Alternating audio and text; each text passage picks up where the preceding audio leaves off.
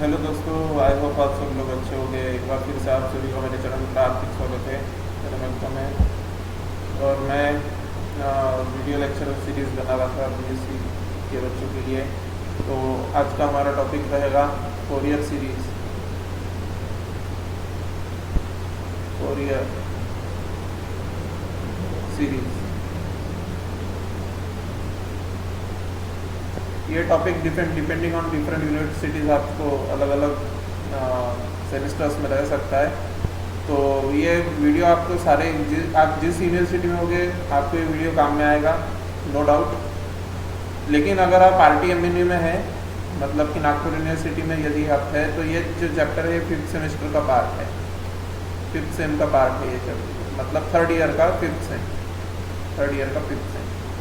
यार आप BSc या BSc MSc कंबाइंड डिग्री पे अगर आप ले रहे होगे तो भी आपको ये वाला जो चैप्टर है जो मैं यहाँ पढ़ाऊँगा ये बहुत काम में आने वाला है। अब इसमें कोई शक नहीं है। तो ठीक है, बिना टाइम वेस्ट किए हम शुरू करते हैं अपना आज का टॉपिक फोरियर सीरीज़। तो फोरियर सीरीज़ का जो पहला सब टॉपिक है वो है पीरियोडिक फंक्शंस। कि पीरियोडिक फंक्शंस क्या होता है ये आपको यहाँ समझ में आना चाहिए। पीरियोडिक फंक्शंस, तो पीरियोडिक फंक्शन सबसे पहले हम समझ लेंगे कि क्या होता है। मान लीजिए मैंने ऐसा कोई फंक्शन लिखा f(x) = sin x। ऐसा कोई फंक्शन यदि मैं लिख देता हूँ सब, तो यहाँ पे ये बात समझ लेनी ज़रूरी है कि ऐसे देखिए, अब देखिए आप ये जो x का वैल्यू है, ये जो x का वैल्यू है आप चेंज कर सकते हैं। आप x+1 ले सकते हैं। जैसे आप x को x+1 करेंगे तो f(x+1) will be equal to sine of x+1 हो जाएगा फंक्शन। उसी तरीके से आप x+2 वैल्यू कर देंगे तो f(x) = x+2 और ये साइन x+2 हो जाएगा वैल्यू। तो आप x का वैल्यू जो चेंज करेंगे उस करस्पॉन्डिंग साइन के अंदर का भी x का वैल्यू वही चेंज होगा जो f(x) के अंदर का x आप चेंज करेंगे। ये सीधी बात है, इतना तो आपको समझ में आता है। लेकिन अब साइन के अंदर आप एक चीज़ ऑब्जर्व करेंगे, एक चीज़ ये देखी जाती है साइन फंक्शन के अंदर कि जैसे ही आप x+2π डालते हैं, जैसे ही आप x+2π सब्स्टिट्यूट करेंगे तो x+2π, जैसे आपने x+1 x+2 सब्स्टिट्यूट किया था ना, वैसे ही आप x+2π सब्स्टिट्यूट जैसे ही करते हैं, जैसे आप x+2π सब्स्टिट्यूट करते हैं तो आपका साइन x+2π लिख के आता है वैल्यू, और ये x+2π is again equal to sine x। This sine of x+2π is again equal to sine x। तो मैं ये कह सकता हूँ कि 2π is the period of this function. Sine x का पीरियड क्या हो गया, फिर फंडामेंटल पीरियड क्या हो गया, फंडामेंटल पीरियड हो गया 2x। उसी तरीके से मैं अगर देखूँ कि साइन ऑफ f(x) की जगह x+4π अगर मैं सब्स्टिट्यूट कर दूँ, so this will be equal to sine of x+4π and again this will be equal to sin x। फिर मैं 4π के बजाय में 6π जब डालूँ, ये ऑब्जर्व किया जाता है sin x में, ठीक है। अगर मैं 6π सब्स्टिट्यूट करूँ तो sin ऑफ x+6π बन जाता है, और ये 6π के बाद में ये फिर से sin x के बराबर ही इसकी वैल्यू आती है। तो इसका मतलब क्या हो गया दोस्तों, आप 2π 4π 6π मतलब कि 2nπ, मतलब 2π का इंटीग्रल मल्टीपल अगर आप डालते हैं, जैसे n की जगह पे 2 सब्स्टिट्यूट कर दीजिए, n की जगह पे 2 सब्स्टिट्यूट कर दिया तो 2 × 2 यानी कि 4π हो जाएगा। ये समझ में आ रही है बात आपको, यानी कि 4π हो जाएगा। तो अगर मैं 2nπ में n = 1 2 ऐसे सब्स्टिट्यूट करता चला जाऊँ तो मुझे मिलेगा 4π 6π, फिर उसके बाद में मिलेगा मुझे 8π, फिर उसके बाद में मिलेगा मुझे 10π। इस तरीके से मेरे पास वैल्यूज आती जाएगी। तो ये जितने भी 2nπ के जितने भी मल्टीपल्स है, मतलब 2π के जितने भी मल्टीपल्स है जिनको मैं 2nπ से दिखा सकता हूँ, ये सारे के सारे इस f(x) = sin x फंक्शन के पीरियड हो गए। और ये जो पीरियड है 2nπ, इसका जो फंडामेंटल n = 1 डालने पे जो वैल्यू आएगा, n = 1 डालने पे जो लीस्ट वैल्यू आने वाला है वो 2π आने वाला है। इसलिए 2π is the fundamental period of f(x) = sin x। f(x) = sin x का फंडामेंटल पीरियड क्या हो गया, 2π हो गया। समझ में आ रही है बात आपको। उसी तरीके से cos x का भी फंडामेंटल पीरियड 2π ही होता है। अब हम tan और cot की बात कर लेते हैं। तो tan और cot में ये देखा गया है दोस्तों, देखिए इधर tan और cot में क्या देखा गया है, मैंने ऐसा फंक्शन ले लिया कि f of x is equal to tan x, मैंने फंक्शन ले लिया f of x is equal to tan x function ले लिया। ओके, एक मिनट, हाँ, f of x is equal to tan x function ले लिया। तो आप देखेंगे कि जैसे ही मैं x प्लस पाई सब्स्टिट्यूट करता हूँ तो this will be equal to tan of x plus pi, और tan of x plus pi फिर से tan x के बराबर ही होता है वैल्यू, इसलिए मैं यहाँ पे लिख सकता हूँ tan x। ओके, मैं यहाँ लिख सकता हूँ tan x।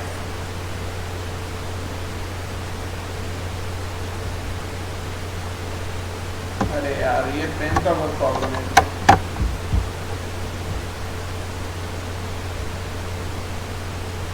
ठीक है, फिर इसी तरीके से कॉट का भी जो पीरियड आता है वो पाई आता है। तो यहाँ पे मैं लिख सकता हूँ जनरल वैल्यू n पाई, जनरल वैल्यू मैं लिख सकता हूँ n pi is the general value. यहाँ पे मैं n इज इक्वल टू 1 लेता हूँ तो पाई आता है period, n is equal to 2 लेता हूँ तो 2 पाई आता है period, n is equal to 3 लेता हूँ तो 3 पाई आता है, एंड सो ऑन। ये सारे, इसमें से फंडामेंटल पीरियड कौन सा है, पाई, 2 पाई, 3 पाई में से फंडामेंटल पीरियड कौन सा है, पाई है। अब मैं आपको दिखा देता हूँ कि फंडामेंटल पीरियड मतलब वैल्यू सच में रिपीट होती है क्या, वैल्यू सच में रिपीट होती है क्या, दिखा देता हूँ। देखिए f of x is equal to sine x है, ठीक है, f of x is equal to sine x है, आप सभी जानते हैं। तो f of x, अब मैंने यहाँ पे कर दिया suppose f is equal to, मैंने मान लिया पाई बाय 4 है सपोज, तो क्या हो जाएगा value, sine of pi by 4 हो जाएगा, इज इक्वल टू क्या हो जाएगा, sine of pi by 4। Pi by 4 क्या होता है, देखिए दोस्तों, ये 0 तो 0 ही होता है, ये डिग्री में है और ये रेडियन में है, ये रेडियन में है और ये डिग्री में, इधर लेफ्ट में डिग्री में है और राइट में रेडियन में है। पाई मतलब क्या होता है, 180 डिग्रीज होता है, पाई मतलब 180 डिग्रीज होता है। अब यहाँ क्या बोला है, पाई बाय 4 बोला है, तो क्या हो जाएगा, पाई डिवाइडेड बाय 4, तो 180 को भी मैं डिवाइड कर दूंगा 4 से, डिवाइडिंग बोथ साइड बाय 4, तो ये हो जाएगा 45 डिग्री। तो साइन ऑफ 45 डिग्री आप सभी जानते हैं कि 1/√2 होता है, ठीक है। मैंने अभी भी बताया था कि f of x is equal to sine x जब जब होता है, अभी बताया था। तो f ऑफ, इसका फंडामेंटल पीरियड क्या है, 2 पाई है ना, तो f of x प्लस 2 पाई, तो वो भी साइन एक्स के बराबर आता है, मैंने बताया था, sine of x plus 2 pi is equal to sine x. तो अब यहाँ पे मैं ये वेरीफाई कर लेता हूँ। मान लीजिए मैंने पाई by 4 plus x plus 2 pi substitute कर दिया, तो पाई बाय 4 प्लस 2 पाई जैसे ही सब्स्टिट्यूट करूँगा तो मेरा वैल्यू आएगा sine of 2 pi plus 2 pi plus क्या आ जाएगा, 2 पाई प्लस पाई बाय 4 आएगा, ठीक है। अब आप सभी जानते हैं कि 2 पाई किसके बराबर होता है, 360 डिग्रीज के बराबर होता है, क्योंकि पाई 180 डिग्री होता है तो 2 पाई 360 डिग्री होगा ऑब्वियसली। और आप सभी जानते हैं कि पाई बाय 4 कौन सा एंगल होता है, पाई बाय 4 ये 45 डिग्रीज वाला एंगल होता है। अब 360 यहाँ पे क्या बोला है, 360 प्लस 45 हो गया, इसका मतलब पाई बाय 4 45 है, 2 पाई 360 है, तो 360 प्लस 45 हो गया। इसका मतलब मैं यहाँ से घूमूंगा और यहाँ पहुँचूंगा तो 360 हो गया, और फिर से पाई बाय 4 जाऊँगा, यानी कि फिर से 45 जाऊँगा, तो मैं वहीं पे पहुँच जाऊँगा, ठीक है। तो वहीं पे पहुँच जाऊँगा तो क्या आएगा, साइन पाई बाय 4 के बराबर ही इसकी वैल्यू आएगी, और साइन पाई बाय 4 के बराबर आएगी तो फिर से 1/√2 ही आएगी। इसका मतलब 2 pi is the period of sine x, 2 pi is the fundamental period of sine x. इसी तरीके से मैं कॉस का एग्जाम्पल लेकर भी समझा देता हूँ। f of x is equal to cos x मान लीजिए कोई फंक्शन है, और x इज इक्वल टू मान लिया मैंने पाई बाय 4 फिर से, तो f of pi by 4 will be equal to cos of pi by 4, and that will in turn be equal to 1/√2। Now let's substitute pi by 4 plus 2 pi the way we had substituted x plus 2 pi। जिस तरीके से x plus 2 pi substitute किया था उसी तरीके से pi by 4 plus 2 pi substitute कीजिए। मुझे ये प्रूव करना है बेसिकली कि 2 pi इज द पीरियड, तो pi by 4 plus 2 pi ये मैंने यहाँ सब्स्टिट्यूट कर दिया। तो बताइए क्या आएगा, cos of pi by 4 plus 2 pi आएगा। cos of pi by 4 plus 2 pi अब मैं मेरा ये मानना है कि आप चेक कीजिए, 2 पाई मतलब क्या है, 360 डिग्री है, और पाई बाय 4 क्या है, 45 डिग्री है। अब यहाँ से मैं 45 डिग्री इस तरीके से ड्रॉ कर सकता हूँ, ये 45 डिग्री की लाइन हो गई। अब यहाँ पे क्या बोला है, 360 plus 45, 2 pi plus pi by 4 मतलब 360 प्लस 45। तो 360 तो यहाँ से लेके तो यहाँ तक आया, तो मैं 360 चला गया, मुझे और 45 जाना है, तो मतलब मैं 0 से 45 जा रहा हूँ, तो मतलब एंगल वही है, एंगल ओवरऑल वही बना, वही एंगल बना, तो क्या हो जाएगा, cos ऑफ पाई बाय 4 के बराबर इसकी वैल्यू आएगी, यानी कि फिर से 1/√2। ठीक है, उसी तरीके से मैं 4 पाई भी सब्स्टिट्यूट कर दूँ, तो 4 पाई सब्स्टिट्यूट करने में क्या आएगा, 2 पाई की जगह 4 पाई डालूँ तो क्या आएगा, ये एक बार चक्कर लगाएगा और फिर दूसरी बार फिर से चक्कर लगाएगा, फिर से वही पहुँचेगा और प्लस 45 वैसा का वैसा रहेगा। मतलब cos x का भी जो हमारा पीरियड होता है वो 2 पाई होता है, फंडामेंटल पीरियड, और फंडामेंटल पीरियड के मल्टीपल्स ही दूसरे पीरियड होते हैं। अब मैंने बोला कि कोई cos x का 2 पाई के अलावा कोई दूसरा पीरियड बताओ, तो बहुत आसान है, 2n पाई मैं जनरल लिख सकता हूँ, यहाँ पे मैं n इज़ एन इंटीजर, यहाँ पे मैं यदि n = 1 डाल दूँ तो 2 × 1 पाई आ जाएगा, ये 2 × 1 पाई आ जाएगा, तो 2 × 1 पाई यानी क्या, 2 पाई हो जाएगा। अब n = मैं यहाँ पे सपोज n = 2 डाल दूँ तो 2 × 2 पाई = 4 पाई आ जाएगा, तो 2 पाई 4 पाई 6 पाई यानी ये सब इसके ये एक पीरियोडिक फंक्शन है। cos is a periodic function, sin is a periodic function, similarly tan is also periodic function, cot is also periodic function. ठीक है, cot is also periodic function, cosec and sec are also periodic function. ठीक है, all the trigonometric function, in short में ऐसा कर सकता हूँ कि all the trigonometric functions are periodic function. अब मैं यहाँ पे आपको sin x का ग्राफ बना के दिखा देता हूँ कि वो कैसे पीरियोडिक होता है। देखिए sin x का ग्राफ कुछ इस तरीके से जाता है। ठीक है, तो ये तो 0 हो गया, sin 0 0 होता है, फिर sin पाई 0 होता है। ठीक है, sin पाई 0 होता है, फिर उसके बाद में फिर यहाँ पे 2 पाई आ जाता है। तो देखिए 0 से 2 पाई के बीच में ये ग्राफ है, 0 से 2 पाई के बीच में ग्रीन से दिखा देता हूँ, 0 से 2 पाई के बीच में ये ग्राफ आ रहा है। अब मैं 2 पाई से 4 पाई के बीच में जाऊँगा, मैं 2 पाई से इधर कहीं 4 पाई भी आएगा ना लास्ट में, इधर ये स्क्रीन के बाहर इधर साइड, तो वो ग्राफ आपको इसके समान डिक्टो दिखेगा। सिमिलरली पीछे भी इसी के तरह ग्राफ डिक्टो रिपीट होने वाला है। इसका मतलब sin x is a periodic function with period 2 पाई, आप देख सकते हैं क्लियरली। ठीक है, और cos x भी इसी तरीके से पीरियोडिक फंक्शन होता है, और tan x का भी ग्राफ से भी आप समझ सकते हैं कि कैसे तरीके से। अब मैं tan x दिखा देता हूँ कि वो कैसे पीरियोडिक फंक्शन है, इसका पीरियड पाई कैसे है tan x का। मान लीजिए मैंने f(x) = tan x फंक्शन लिया, तो tan x का ग्राफ देखिए, tan x का ग्राफ कैसा होता है। tan x का ग्राफ कुछ इस तरीके से होता है, ये π/2, ये -π/2, फिर ये इसी तरीके से यहाँ इस तरीके से गया हुआ होता है, और ये पाए,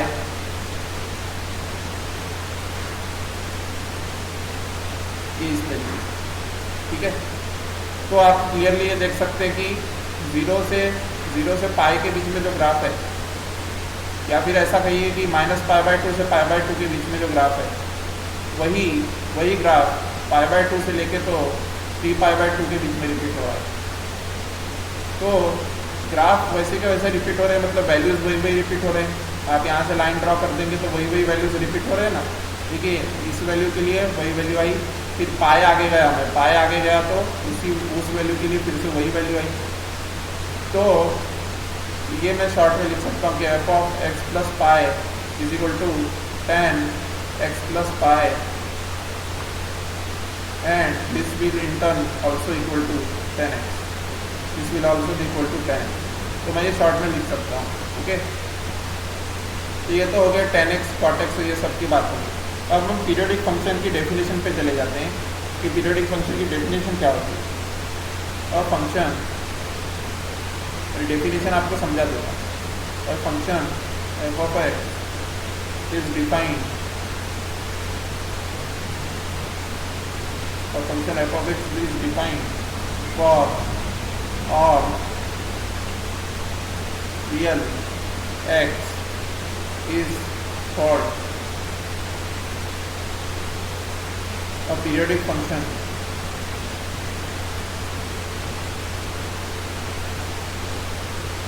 is called periodic function।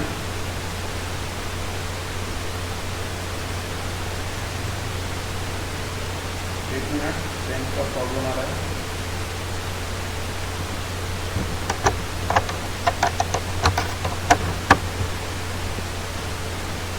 of the periodic function if there exists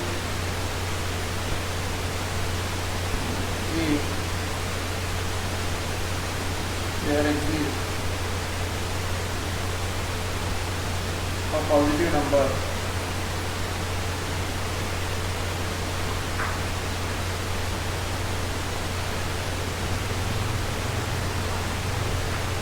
यानी कि कांस्टेंट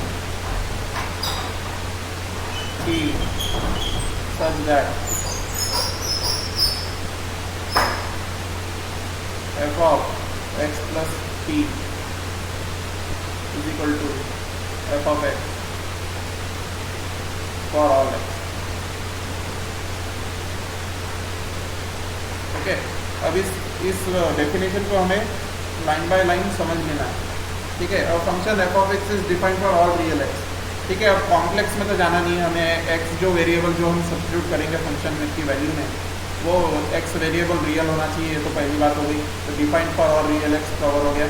ठीक है, अब दूसरा इज कॉल्ड पीरियोडिक फंक्शन अगर if there exist a positive number t such that ये is equal to F of X for all x.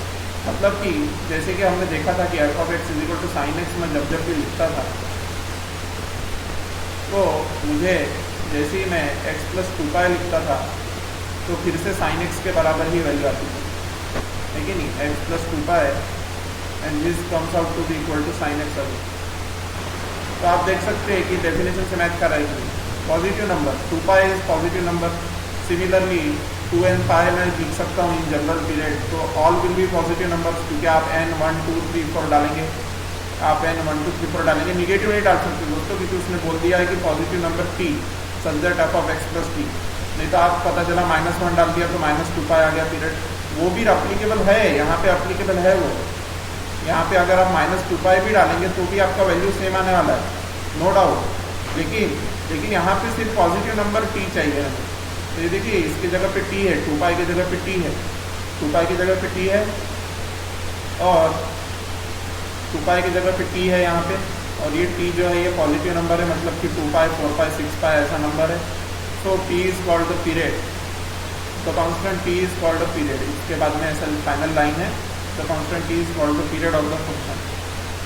ठीक है, तो और यहाँ पे एक चीज़ ये भी उभर के आती है सामने कि अगर t पीरियड रहेगा, जैसे कि 2π जब पीरियड था तो 2 इंटू 2π यानी कि 4π, 2 इंटू 3π यानी कि 6π, ये सारे भी पीरियड्स थे।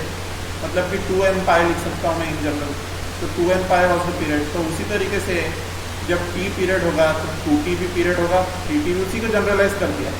t अगर पीरियड है तो 2t भी पीरियड रहेगा, 3t भी रहेगा, 4t भी पीरियड रहेगा, 5t भी पीरियड रहेगा, 6t भी पीरियड रहेगा। सब पॉजिटिव वाले जितने भी है वो पीरियड रहेगा। ठीक है, आप इसको पीरियड नहीं बोल सकते दोस्तों, -t -2t -3t इनको पीरियड नहीं बोल सकते। 2n π जहाँ जब भी आएगा, मैंने इंटीजर बोला था इसके पहले, लेकिन 2n π में n is a natural number. Okay, n is a natural number, n is a natural number. ठीक है, तो यहाँ पे जो t है ये फंडामेंटल पीरियड है और ये डिराइव्ड पीरियड से, बाकी के दूसरे मतलब t से डिराइव हुए वाले पीरियड। समझ गए बात आप? ठीक, तो फंडामेंटल पीरियड्स की डेफिनेशन हो गई। और आज के लेक्चर के लिए सिर्फ इतना ही। अगले लेक्चर में मैं आपको ट्रिग्नोमेट्रिक सीरीज़ और फोरियर सीरीज़ की डेफिनेशन भी बताऊंगा। आज के लेक्चर के लिए इतना काफ़ी है। तब तक के लिए अपना ख्याल रखें। गुड नाइट, शुभ रात्रि, थैंक यू। और मुझे मेरे चैनल को लाइक, सब्सक्राइब, शेयर करते रहे, जिससे मुझे प्रोत्साहन मिलता है, मेरी हौसला अफजाई होती है। Thank you.